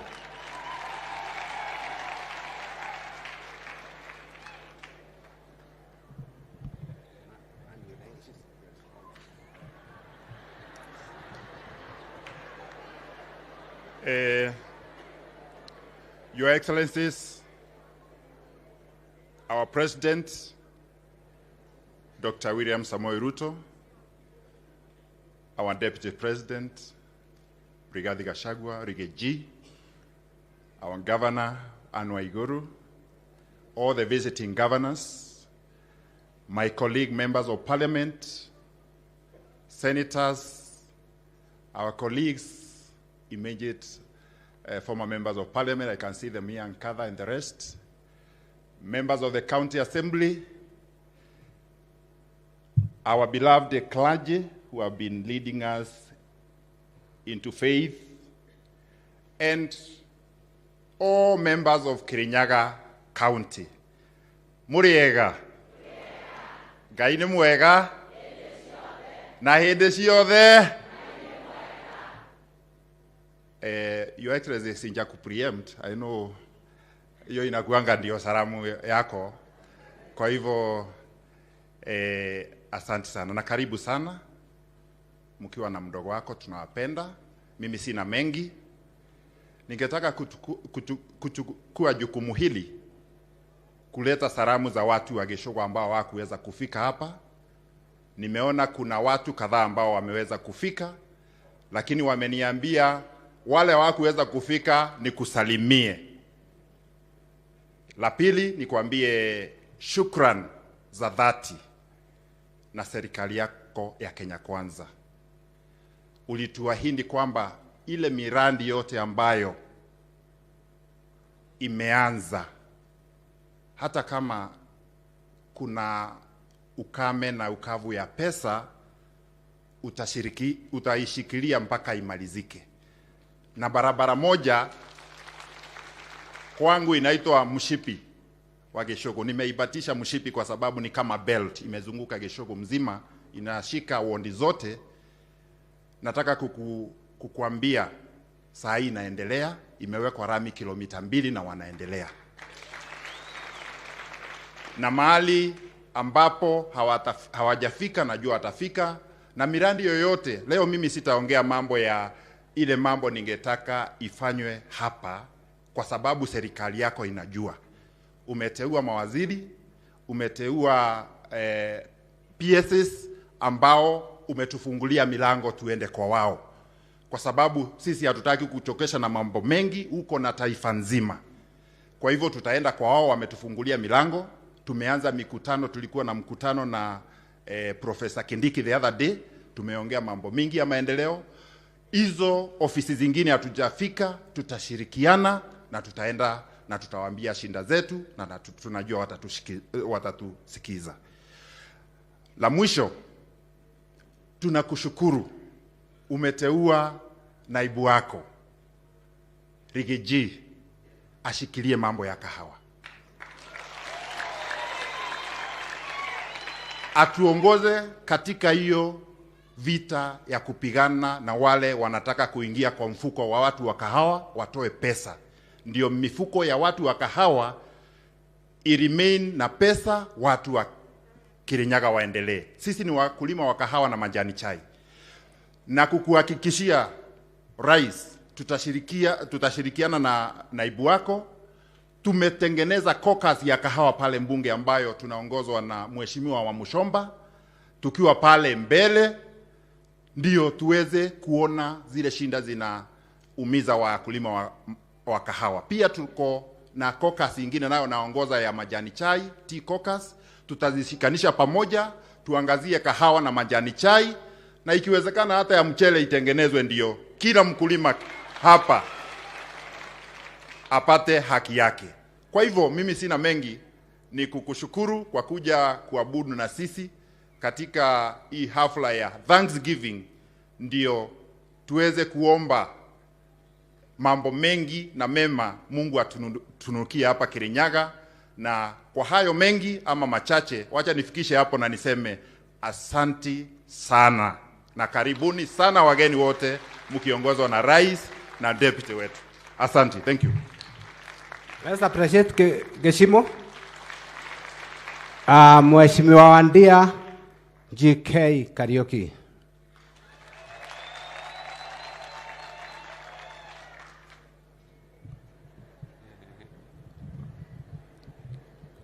Your Excellency, the President of the Republic of Kenya, Dr. William Samoei Ruto, my neighbor and the Deputy President of the Republic of Kenya, His Excellency Rigathi Gachagua, the clergy, members of Parliament and Senate, members of National County Assembly, na sisi wote ambao tumekuja kuabudu na kushukuru, ni wasalimu. Ngai ni mwega na hĩndĩ ciothe. Bwana Yesu asifiwe. Your Excellency, kwa haraka kwanza nianze kushukuru kwa kuja hapa Kirinyaga mara ya pili kushikiliana na wananchi ambao wanakupenda sana. Your Excellency, ile uchaguzi tulimaliza juzi hapa Kirinyaga kwa Central Province yote, sisi ndio tulikuwa namba 1 kwa percentage ya kupigia Dr. William Samoei Ruto. Mount Kenya yote mwenye alitushinda kidogo ni His Excellency Muthomi Njuki, ndiye alishinda sisi kidogo. Na kwa hivyo Your Excellency, tunakupenda na tutakushikilia na tutaendelea kuwa pamoja na wewe. Wacha nishukuru rafiki yangu and my former boss, Bishop Francis Wanderi. Your Excellency, mimi nilianza safari yangu hapa ya uongozi. Wakati nilitoka college sikuwa na njia na sikuwa nimepata njia, lakini nilikuwa napenda mahubiri ya Bishop Wanderi sana. Nilikuwa natoka pale Sagana na kuja kila Sunday kusikiza mahubiri yake, na akafurahia sana, akaniambia sasa utakuwa unafanya kazi hapa na mimi kabla ujue vile unataka kufanya. Akanipatia baiskeli ya kuzunguka huku nikiangalia watu wa kanisa, na pia kwa sababu alikuwa ananilipa mshahara wa 3,000 akaniambia hii haiwezi tosha rent, nitakupatia retreat center ilikuwa hapa Kiaritha. Akaniambia wewe utakuwa unarara hapa. Kwa hivyo usiku wakiomba maombi, ni usingizi ikipotea, nilikuwa hata mimi nakuwa force kuamuka tuombe na wao. So safari yangu ilianza hapo na nikakaa kidogo, alafu nikaenda Nairobi, na Mungu amekuwa mwema. Asante sana Your Excellency kwa ile mambo yote unatufanyia. Sisi hatuna mengi ya kusema, ni kukushukuru kwa sababu ile chakula umetupatia sisi, tunaendelea kusambaza na kupatia wananchi na wamefurahia sana. Pia niseme Your Excellency, amani ni kitu ya muhimu kwa nchi, na kila mahali tunahubiri amani. Na najua kuna viongozi wa kitaifa ambao wanataka kuvuruga hii nchi na kwa kutumia maandamano na vitu zingine hazieleweki kwa sababu IEBC wanataka wawe waongoze. Ningetaka kusema Your Excellency, hata kama wanataka, unajua hapa tulikuwa na viongozi walikuwa wanataka kuchukua serikali, hata wakitaka kupea hao waongoze IEBC na wafanye kazi hiyo ingine, wewe uliwin uchaguzi bila kusaidiwa na deep state na mambo ingine. Kwa hivyo hauhitaji kusukumwa na mtu uelekee njia ile wanataka. Mwisho Your Excellency, niseme hapa Kirinyaga ile moto uliakisha wakati wa campaign. Hiyo moto uliakisha ukiwa umeshikiliwa na watu wachache, na mmoja wa hao wachache alikuwa Wangoi Ngirishi, former woman rep. Your Excellency, tunasema kwa Kiswahili kutereza sio kuanguka. Kama Your Excellency itakufurahisha, tafadhali usisahau Wangoi.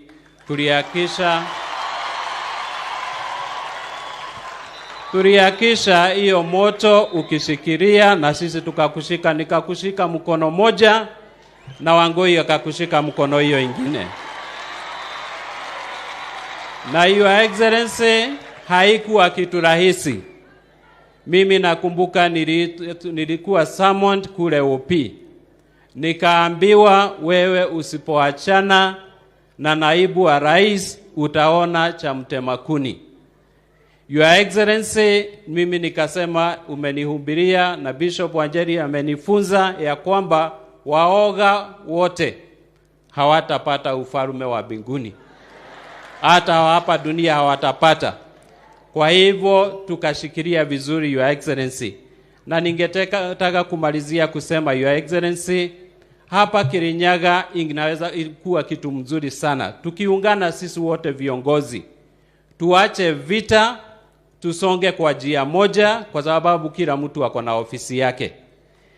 Na wakati mwingine huwa tunasukumana hapa Kirinyaga, lakini hiyo haitatusaidia sana. Ningeomba tuwe kitu moja. Your Excellency, thank you very much. Mimi najua kama ungezama Your Excellency kwanza na familia yako, na ungezama pia na wafuasi wako tukiwa hapo, ingekuwa mbaya. Hata sisi tungezamia hapo. Kwa hivyo sisi tuko na furaha sana kwa Mungu na kwako kwa sababu ya vile maneno imeendelea. Asante sana na Bwana Yesu akubariki. Thank you. Makofi ya GK. I believe Apostle Wanderi, the person you are saying you gave 3,000 and was asking for 2 more is not GK. Kaseri gaito. Kaseri gaito. Makofi ya kaseri gaito.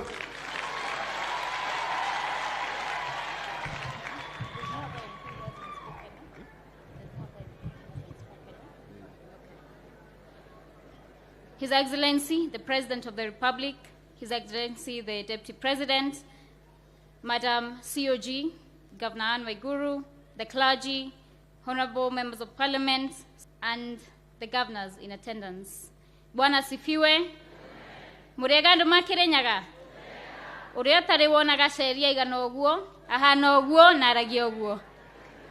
Na nataka nishukuru President, manake tulikuwa State House pale Thursday, na akasema ya kwamba mtu amepatikana.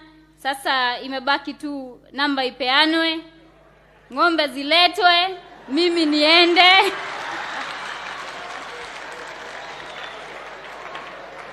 Na nikiwaangalia hivi sidhani mtakubali hayo maneno. Na unajua hata wale witnesses, Madenge, Ndindinyoro na Jagua, nimeona wote wako hapa. Kwa hivyo hayo maneno wanaweza tia sahihi. I want to thank Mr. President for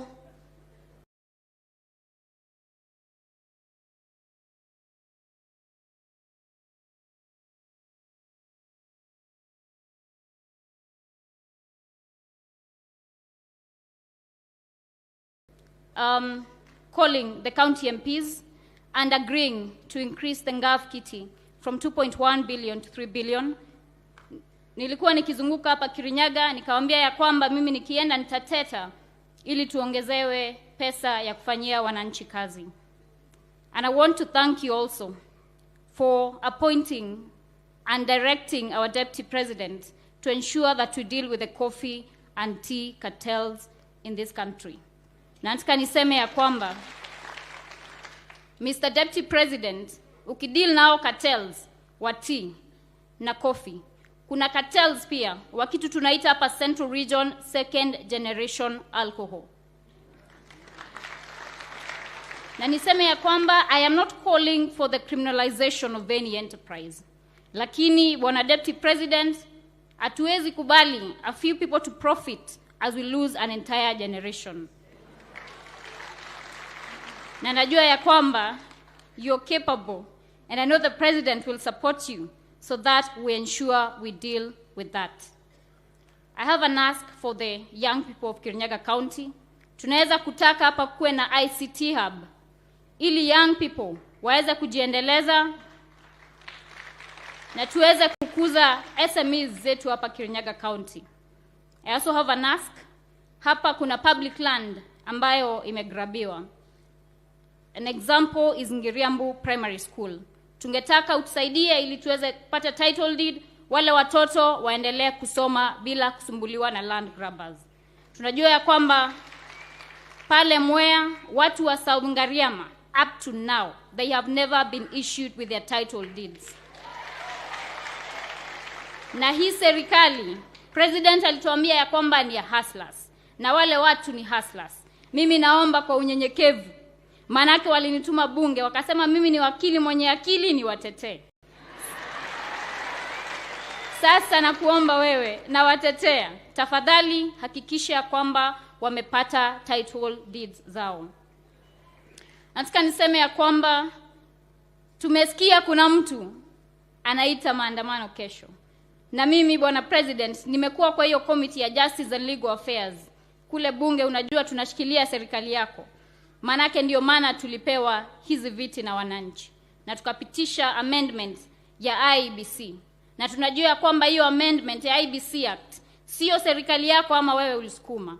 Kulikuwa na kesi kotini, petition number E364 ya 2020, na koti ikafanya mapendekezo eti kufanywa hizo changes, na sisi tukafanya utafiti wetu kama Justice and Legal Affairs pale bunge ikapitisha, na sasa ikasukumwa Senate. Niseme ya kwamba huyo mtu alianza maandamano kabla hata sijazaliwa.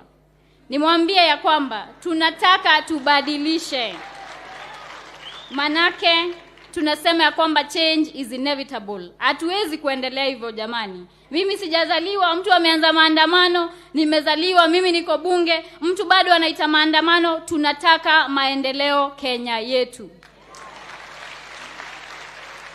And I want to assure you, Mr. President and the Deputy, we are here to support you and to back you as a people of Kirinyaga County.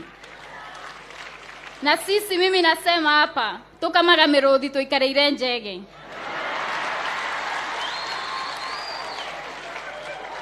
And by that I mean that nothing scares the people of Kirinyaga County. If they decide it's you and they back you, they will go to the very end of this earth.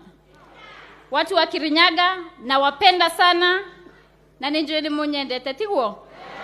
Gaya muradhime na mweke wega. Thank you.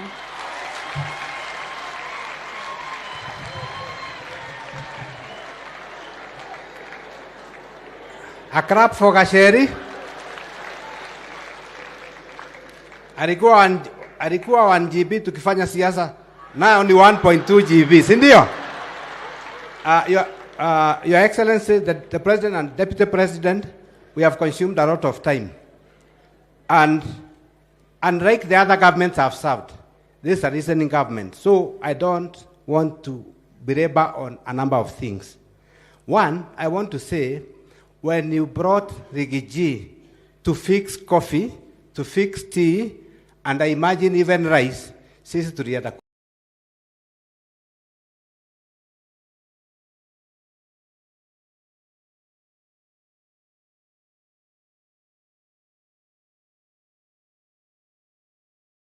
kurara. Because we know, even in a school, the principal gives order, the deputy principal implements. Sindio? Sasa ile kiboko umepatia Rigiji will be sorted. Sindio watu wa Kirinyaga? Hao wakora wote wa kahawa wataenda nyumbani. Wakora wa majani chai wataenda nyumbani. Sindio? So we are happy with that, and we love the way you are running this country. I've served in 3 governments, but looking closely with my deodorant at the president, I'm seeing a Kibaki in this president. We'll fix this economy. I can see. I'm not a prophet, neither am I a witch. But this economy will be fixed in 8 months. Number 2, Bwana President, we have talked about the roads, we have talked about stadiums, we have talked about MTC, because he is accessible with the Deputy President. So today I'm not repeating that. The only thing I'm reminding you is Matthew 7:9. When a kid goes to the father to ask for a bread, they are never given a serpent. That's what we are asking, Bwana President, nothing more. Bwana President, I saw you do something that originates from the Bible. That is Luke 15:4. There is this person, a herder who had sheep. 99, moja ikapotea. You remember that? When one got lost, he forgot the 99, went searching for that one to bring it home. When I saw you in Homa Bay, when I saw Orengo talking good about you, I said, you are fixing this country, Mr. President. Mr. President, there's a story that people say that somewhere in Kagio, where GK represents, one time people went to swim, kwa mto. So when they were swimming, a mad person came and carried their clothes. Kuchukua nguo zao, he started running with their clothes. Kuona anakimbia, the ones who were swimming who were naked started running after him. Please forget these Kionis of the world. Forget Akina Kioni, Jeremiah Kioni, forget about Raila Odinga, forget about Karonzo. They are the ones who are running, and they are the ones who are mad. Let's not run after them. Those ones we will fix. We don't need those ones, Akina Kioni, tuachie hao. With Akina Devo Chieng here, a rebel of Raila for many years, we'll fix that. Bwana President, we have strike a deal with Didi Nyoro today. I've given him the list of the roads that are not tarmacked here. So we have agreed, rather than me introduce the other members of parliament, he'll introduce, but he'll do something for me so that our roads are fixed. But before I call the Honorable President, we appreciate your leadership. And we are behind you, and I can assure you, coming to 2032, you'll only do about 4 meetings in this country, and you become the president for the second term. Before I go there, Bwana President, you know, I have tasted, I have been former, I have been there. So there are formers who are here. I've been told there are formers who are here. Let me recognize them, please. There's Beatrice Nkata all the way from the Rakanithi. Beatrice. There is Purity Gereshe from Kirinyaga. There is Ketu Arogoro from Laikipia.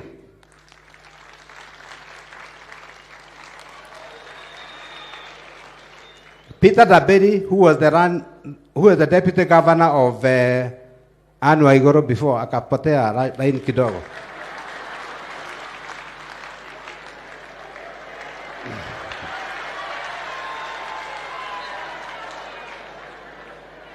That is the man who was trading for the wrong things. Harry Kombe, all the way from Magarini.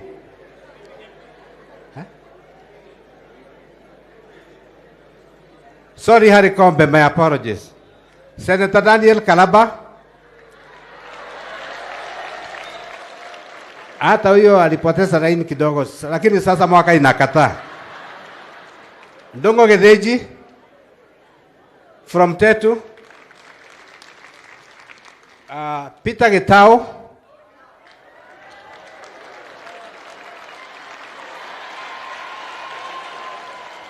And the one who had warned me not to mention his name, but I will have to mention him because tuko Kirinyaga Central, is Kigeugeu.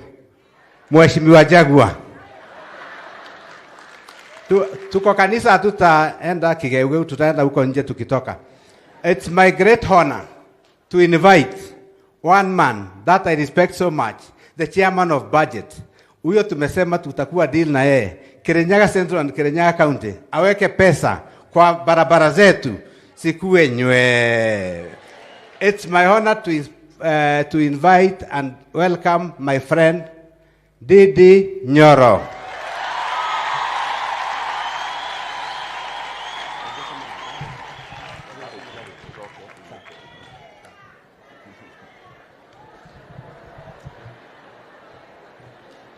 Aya, asante sana Mheshimiwa Gashoki Gitari, His Excellency the President of the Republic of Kenya, His Excellency Dr. William Samoei Ruto, our Deputy President, governors led by Governor Ann Mombi, our clergy from bishops na gazi zao zote, na andũ a Kirinyaga, Ngai nĩ mwega na hĩndĩ ciothe. Bwana Yesu asifiwe. Muriega rĩngĩ andũ a Kirinyaga. Kabla niendelee, Mheshimiwa Rais, ningetaka nipongeze sana hawa viongozi wa Kirinyaga, kwa sababu hata wakituongelesha ni watu ambao wanaonekana they are representing the people of Kirinyaga in a very good manner. From the sobriety of GK to the forthrightness of Mary Maingi to the brain of Gedenji to my brother Gashoki Gitari, asanteni sana kwa kuongoza watu wa Kirinyaga vizuri. I want to take this opportunity before I say one or two things to introduce my colleagues, sitting members of parliament, na nitawauliza kwa heshima wasimame niwatambulishe, alafu sasa nitasema moja. Tafadhali tusimame kwa sababu we are already here earlier, tunaweza simama kwenye tuko. Na tuko na Mheshimiwa wa Tigania West, Mheshimiwa John Mutunga Kanyuithia. Tuko na Mheshimiwa wa Ugenya constituency, Mheshimiwa David Ochieng. Na nipate leader amechaguliwa na chama yake. Tuko na Mheshimiwa Gideon Kimaiyo, Mheshimiwa wa Keio South. Tuko na Zahir Jihanda, Mheshimiwa wa Nyaribari Chache. Tuko na Mheshimiwa Engineer Joses, Mheshimiwa wa Mgwen pale Nandi. Tuko na Mheshimiwa Gitonga Mukoji Mwaneki, Mheshimiwa wa Manyata kule Embu. Tuko na Mheshimiwa, na muitaga my mother kwa sababu anaitwa the name of my mother, Mheshimiwa Jane Wajiru Kihara wa Naivasha. Tuko na Mheshimiwa Wainaina Mount Kenya, Mheshimiwa wa Othaya constituency. Tuko na Deputy Governor wa Murang'a, Mheshimiwa Stephen Munania. Tuko na Mheshimiwa wa Roiro, Mheshimiwa Simon King'ara. Tuko na Mheshimiwa Gathoni wa Mushomba, Mheshimiwa wa Githogori pale Kiambu. Tuko na Mheshimiwa Konya Donya, pole sana, Mheshimiwa Donya wa Kisii. Asante sana. Mheshimiwa Kombe ametoka kule Pwani na ako hapa siku ya leo. Na kwake ni Magarini constituency. Asanteni sana. Mheshimiwa Rais, niruhusu kwanza nichukue nafasi hii nipongeze sana na niwapee asanti kubwa watu wa Kirinyaga. Kwa sababu tulikuja hapa kuomba kura tukiandamana na wewe na Deputy President. Na hawa watu walikuwa wamepewa temptation ya juu sana. Na wanaelewa hiyo temptation ya Gishogo. Lakini pia wakasema wanachagua kiongozi ambaye atapeleka Kenya mbele. Andũ a Kirinyaga, reke njore Kanyaga akademucokerie ngatho cia mwanya muno muno muno nĩ ũndũ wa gũcagũra njamba ĩno na kura nyingĩ muno makĩria. Na ndĩmũcokerie ngatho tondũ mainyuĩ mũtirengarengaga mwaki. Inyuĩ andũ a Kirinyaga nĩ ndĩramũrutĩire ngobia na nginya thaa ici ĩrĩ yothe ndĩmũrutĩire ngobia. Tondũ mageririe njĩra ciothe na ndikwenda gũthiĩ na thutha harĩa tumĩte. Na mageria njĩra icio ciothe mũkĩmera Kenya ĩno nĩ yanyu. Kenya ti ya itonga igĩrĩ ithatũ, Kenya nĩ ya Kenya othe. Na mũgĩcagũra njamba ĩno na kura ikĩingĩra gĩkabu, mũgĩkindĩra, mũkĩongerera na igĩtĩkĩrĩra, na rĩu Hasla nĩwe president wa Kenya. Ayo mengine Mheshimiwa Rais, unajua nimetembea na wewe na mimi hata sisemi na kupongeza. Na kupongeza number 1 kwa sababu tulizunguka Kenya tukaambia wakulima watapata pesa kwa mfuko. Na true to your word, now we have subsidized inputs. Mheshimiwa Rais, pia umepea naibu wako jukumu ya kuangalia mambo ambayo ni ya muhimu sana in our region. The issues of tea and coffee and other cash crops. And I know progressively we are moving towards an era of guaranteed minimum returns for our cash crops. Pia Mheshimiwa Rais, CBC ilikuwa imezungusha maprofesa, imezungusha au viongozi wengine. You have come and in your first year we will now have an implementable CBC. Na kupongeza kwa sababu umesema wale watu wako junior secondary waende katika primary schools, because we want to make basic education affordable. Na nataka pia niseme kwa niaba ya wazazi ambao wanatusikiza. Nimekuwa nikisikiza wazazi wa Kiharu. Nimekuwa nikisikiza wazazi wengi katika Kenya. Tuko na ombi, najua unaijua, kwa hivyo nakupongeza. Hii maneno ya placements ya form 1s, especially those who have done very well in their KCPE. Na nakupongeza kwa sababu unaelewa hiyo maneno. Vile tumeacha delocalization ya walimu kwa sababu walikuwa wanateseka kwenda Bali, wengine wakienda retire. Even these form 1s ambao wanaitwa national schools, tungetaka tuunganishe Kenya, that is fine. Lakini kwa sababu I know your agenda is to make basic education affordable. Mtu wa Kirinyaga akipata 400 marks kwa sababu iko mashule mingi ya national, asipelekwe mbali sana kwenye mzazi anatafuta fare alafu anatafuta school fees. And I've said that because I know you already know about that. Tutaunganisha Kenya wakienda university so that first of all waende national schools na waendelee na maisha yao ya kusoma na kuunganisha Kenya wakikutana na wengine wakiingia university. Jambo ya tatu, Mheshimiwa Rais, among your many agenda ambayo umeanza, iko moja ambayo ni ya umuhimu sana kwa vijana wa rika langu. Hii maneno ya housing project. And I know it has become one of your flagship projects. Mheshimiwa Rais, hiyo even after employing many Kenyans ambayo itafanya and spurring the economy in terms of supply chains within the construction sector.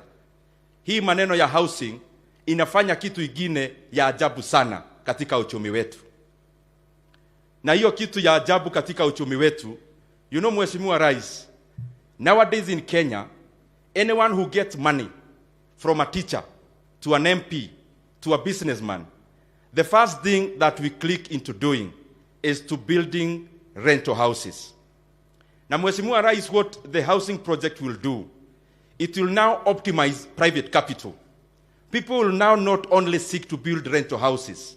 This private capital will now go into other better areas within the economy, like manufacturing. Instead of building a 20 million flat, a person now would rather build a factory employing many Kenyans and adding value. And there is a great correlation to that, because Mheshimiwa Rais, China as a country has grown after first of all making sure that 90% people own homes. It has over 90% home ownership. Singapore has around 93% home ownership. What comes first is the ownership of houses, so that now people can free up their private capital into doing things that are more productive in our economy. And I'm sure within a very short time, we are going